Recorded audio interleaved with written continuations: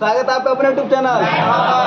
चलो तुम लोगों को आज मैं क्या प्रैक्टिस करा देना दिल्ली पुलिस के लिए, ठीक है। चलो पहला क्वेश्चन देखो जरा। क्वेश्चन दिख रहा होगा अजीब, लेकिन है नहीं, ठीक है। क्वेश्चन देखो क्या करा। एक व्यापारी शर्ट को अंकित मूल्य से 6% कम मूल्य पर बेचता है और लागत मूल्य 15% ज्यादा रखता है। क्या पूछ रहा है? लाभ पूछ रहा है कि ना 6% कम रख रहा है ना। 6% कम रखने का मतलब है माइनस, इसको माइनस कर लो, ठीक है ना। और 15% क्या कर रहा है? ज्यादा। 15% क्या कर रहा है? ज्यादा ना, तो इसको प्लस कर दो। फार्मूला लगा दो a + b + ab बाई 100, ठीक है ना।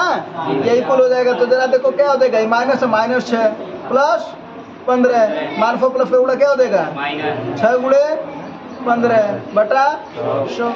बस इसी को सॉल्व कर लो। 15 में से 6 जा कितना हो जाएगा 9 माइनस इधर देखो क्या हो जाएगा 15 × 6 = 90, तो क्या हो जाएगा 0.9। 9 में से 0.9 जा कितना हो जाएगा 8.1%। क्या आया प्लस ना, यानी इसको क्या हो रहा है लाभ हो रहा है। कितने का 8.1% का, है ना। चलो तो पहले वाला बात समझ में आया। अगला वाला फल देखते हैं। अगला फल देखो क्या कर रहा है। 1 रुपए में 5 पेन क्या कर रहा है? खरीद रहा है। 1 रुपए में कितना 5 पेन क्या कर रहा है? खरीद रहा है। और विक्रय कर रहा है, यानी बेच रहा है। 1 रुपए में कितना 4 पेन। अगर रुपया बराबर रहता है तो जो विक्रय होता है वो नीचे होता है, यानी नीचे हो जाएगा कितना 4, और इसका अंतर कितना होगा 1 का। इसका अंतर ले लेना, गुणे 100 कर देना, ये आंसर हो जाएगा। कितना हो जाएगा 25% का। क्या होगा लाभ होगा कि हानि होगा? जरा देख लो।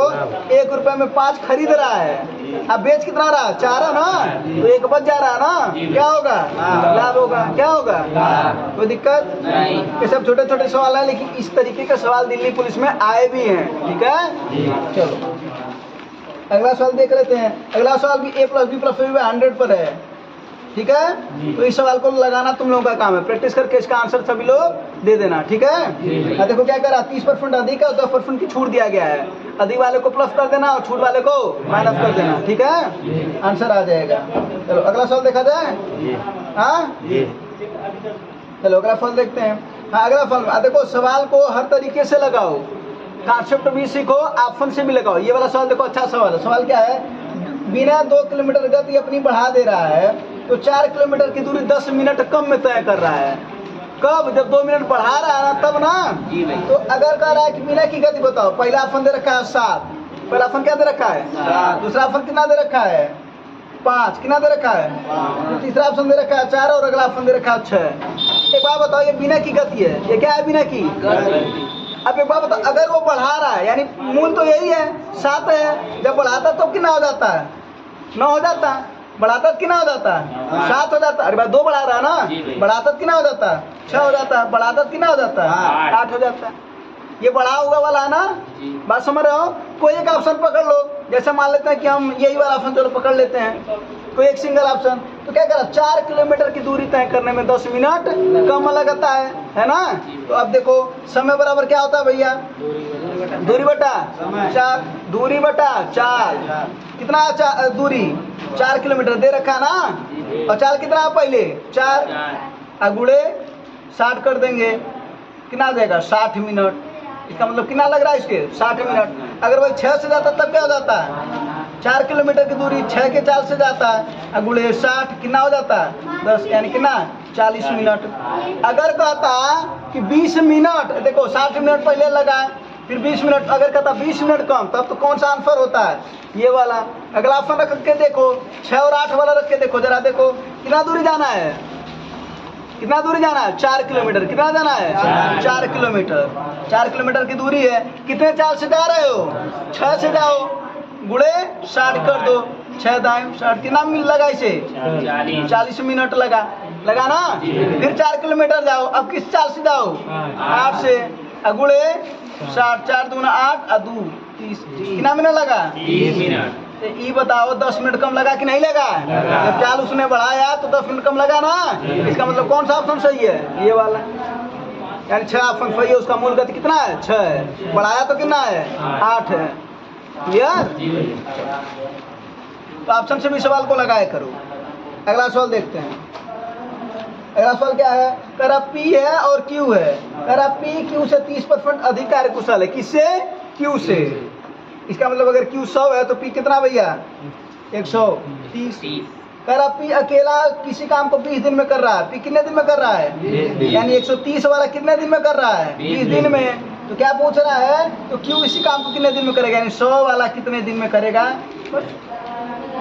ना, क्योंकि फार्मूला होता ना M1 D1 बराबर M2 D2 जब कार्य बराबर हो तो, है ना। बस इसी को 20 बच्चे 100 500 इसको काट दोगे कितनी बार में कट जाएगा? 26 बार में, यानी कितना दिन हो जाएगा? 26 दिन। कितना दिन लगेगा इसको? कोई दिक्कत नहीं। अगला फल देखा जाए।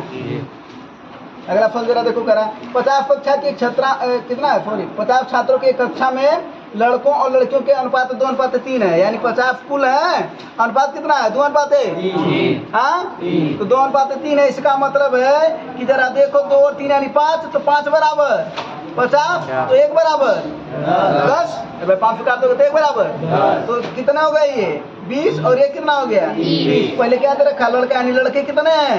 20। लड़कियां कितनी है? 20। अब क्या पूछ रहा है? लड़कों का औसत 60 है, तो लड़कों का औसत 60 और लड़कियों का औसत है 70। पूरी कक्षा का औसत पूछ रहा है, तो पूरी कक्षा का औसत निकालना है। तो लड़कों का कितना है? 60। तो कितने लड़के हैं? 20। तो 20 गुणे 60 प्लस फिर कितनी लड़कियां हैं? 30। इनका औसत कितना है? 70। अब बटा कितने लड़के हैं कुल ले दे करके? कुल कितना है? यही ना। लेकिन आ जाएगा 1200 और 2100, 21 बार कितना हो जाएगा? 3300 ना, बटा किताब 0 से 0 कट जाएगा। ये कितनी बार में कट जाएगा? 66। इन औसत कितना है क्लास का? ठीक है। अगला सवाल देखो। अगला माध्यिका वाला सवाल, ठीक ना। और माध्यिका का एक सवाल आया था, तो इस वजह से इसको भी बताया जा रहा है। माध्यिका में क्या बता दे रहे हैं? अगर विषम होगा, क्या होगा? विषम, तो n+1/2 पद ही मध्य पद होता है। और सबसे पहला काम क्या करते हैं जानते हो? आरोही क्रम या आरोही क्रम में लिखते हैं। आरोही या अवरोही, आरोही या।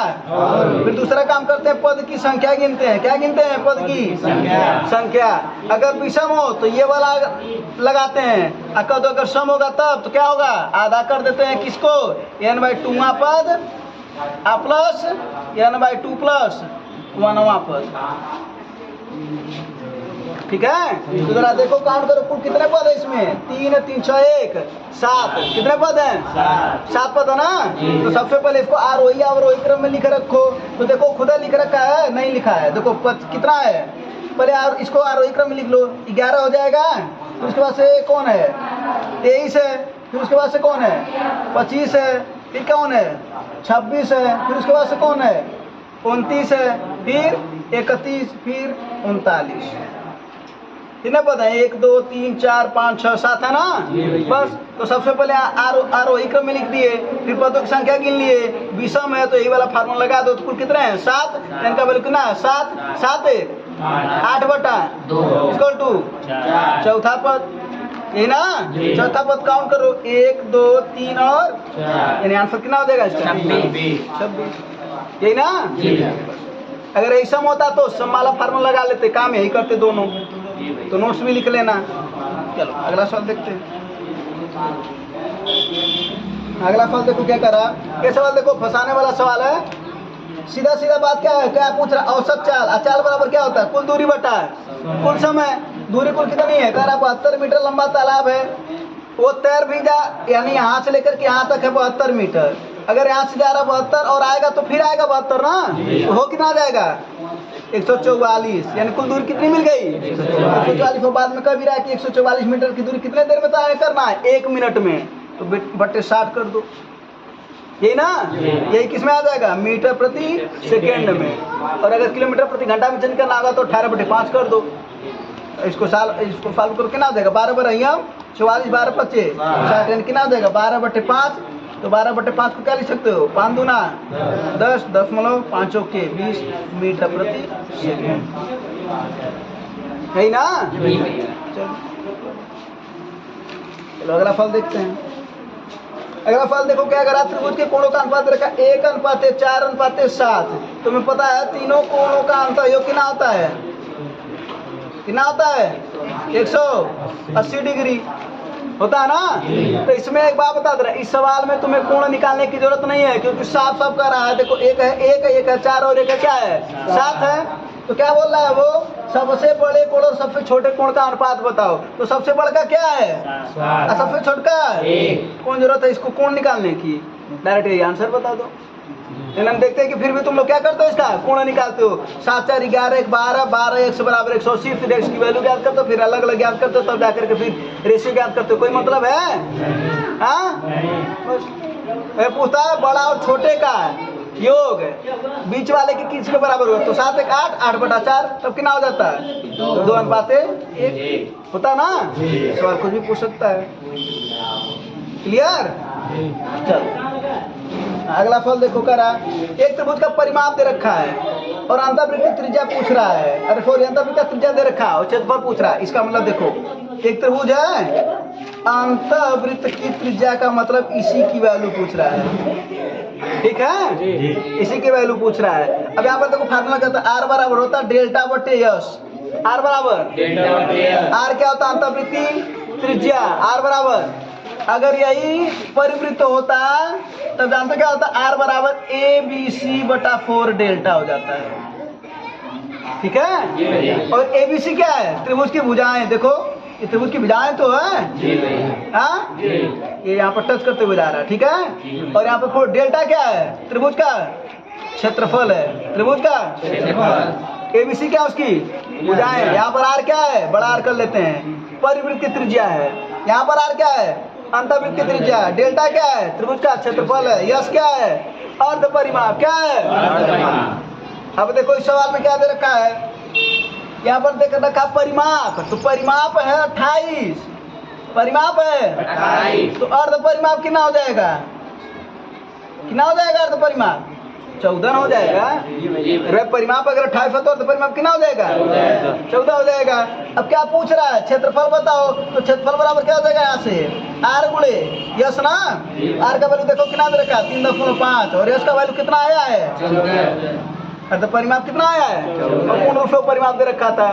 तो देखो और यस को ही कहते हैं अर्ध परिमाप। ठीक है, तो बस इसी का गुणा कर दो, कितना हो जाएगा ये 14 25 70 0 7 14 3 42 7 49, यानी कितना आया 49 वर्ग सेंटीमीटर। ठीक है, ये दोनों फार्मूला नोट कर लेना, ये इंपॉर्टेंट है, क्षेत्रमिति में आता है। ठीक है, इन दोनों पर सवाल आया है। चलो अगर वहां पर पूछता तो त्रिभुज की भुजाएं दिया रहता है ना। चलो अगला फल देखो कह रहा है, चक्रवृद्धि ब्याज की दर से 8 से 1/3 वार्षिक दर पर 1728 रुपया 2197 हो जाएगी, कितने समय में पूछ रहा है। फार्मूला होता है ए बराबर क्या होता है, P1 + R/100 यही ना। यहाँ से क्या हो जाएगा, A/P बराबर 1 + R/100। अब देखो हो जाएगी, मतलब क्या दे रखा है मिश्र दान, तो कितना है 2197 बटा 1728 बराबर 1 + R का वैल्यू कितना है, देखो दर है ना 8 से 1/3, तो 8 3 24 है, 8 से 1/3 8 3 24 है 25/3 गुणे नीचे क्या है 100 यानी 25 चौके ये ना। इसको सॉल्व कर लो, कितना होता है 4 क्या है 12 का नाम, ऊपर एक ऐड होगा ना, कितना हो जाएगा 13/12। अबे देखो अगर 13/12 है तो निश्चित ही 13 पर कुछ ना कुछ घात होगा और ये 12 पर कुछ ना कुछ। ठीक है, तो जरा बताओ 12 पर कितना घात है और ये 13 पर कितना घात है 3, तो कितना हो जाएगा ये 13/12 पर कितना घात 3, और इधर क्या आया 13/12 पर कितना घात। यानी आधार बराबर है तो घात भी क्या होंगे बराबर होंगे, यानी कितना समय लगेगा 3 वर्ष लगेगा कि 1728 रुपया कितना हो जाएगी 2197 हो जाएगा, जब रेट कितना हो 8 से 1/3% हो। ठीक है, चलो अगला सवाल। अगला सवाल देखो कह रहा है, एक गोले के आयतन को उसके पृष्ठीय क्षेत्रफल से विभाजित करने पर उत्तर 27 मिलता है। तो गोले का आयतन देखो, गोले का आयतन क्या होता है 4/3 πr3, यही ना। और उसका क्या क्या पृष्ठीय क्षेत्र ना, तो पृष्ठीय जो उसका क्षेत्र होता है वो कितना होता है 4πr²।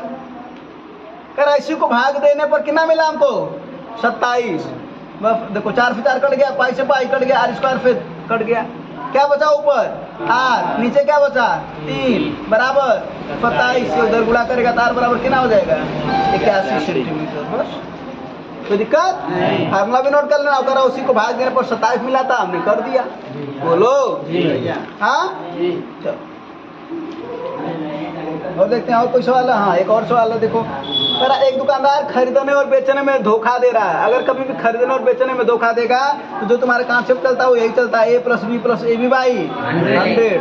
तो खरीदने में भी धोखा दे रहा है और बेचने में भी धोखा दे रहा है। कितने % का 1% का, कितने % का तो क्या हो जाएगा पर 1 + 1 + 1 × 1/100 कितना हो जाएगा 1 2 प्लस 1 का नाम 1, जब इससे से जाएगा तो कितना हो जाएगा 0.01, तो कितना हो जाएगा 2.01% का प्रॉफिट कमा रहा है वो खरीदने और बेचने दोनों में।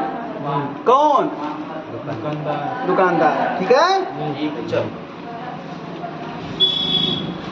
हाँ अब देखो ये लास्ट सवाल है।